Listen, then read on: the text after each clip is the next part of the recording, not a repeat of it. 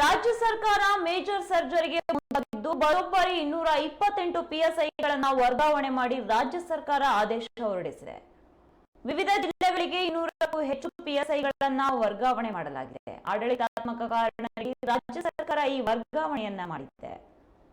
Bengaluru police ಠಾಣೆಗಳಲ್ಲಿ ಹೆಚ್ಚಿನ ವರ್ಗಾವಣೆ ಮಾಡಲಾಗಿದ್ದು ಉಪ್ಪಾರಪೇಟೆ, ಪೀಣ್ಯ, ಕಾಟನ್ಪೇಟೆ, ರಾಜಾಜಿನಗರ್, ಯಲಹಂಕ, ನ್ಯೂ ಟೌನ್, ಹಲಸೂರು ಗೇಟ್, ಪುಲಕೇಶಿನಗರ, ಬ್ಯಾಟರಾಯನಪುರ, ಮಡಿವಾಳ, ಜಾಲಹಳ್ಳಿ ಸೇರಿದಂತೆ ಬಹುತೇಕ ಠಾಣೆಗಳ ಪಿಎಸ್ಐಗಳ ವರ್ಗಾವಣೆ ಮಾಡಲಾಗಿರುವುದು ವಿಶೇಷವಾಗಿದೆ.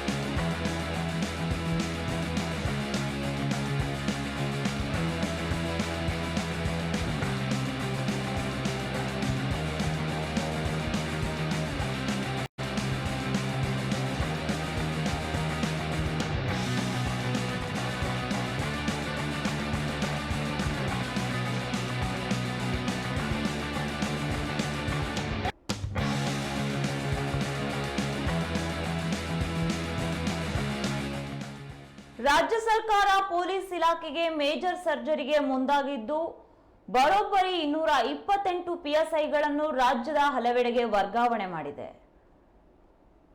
ರಾಜ್ಯ ಸರ್ಕಾರ ಈ ಆದೇಶ ಹೊರಡಿಸಿದ್ದು ರಾಜ್ಯದ ವಿವಿಧ ಜಿಲ್ಲೆಗಳಿಗೆ 200ಕ್ಕೂ ಹೆಚ್ಚಿನ ಪಿಎಸ್ಐಗಳನ್ನು ವರ್ಗಾವಣೆ ಮಾಡಲಾಗಿದೆ.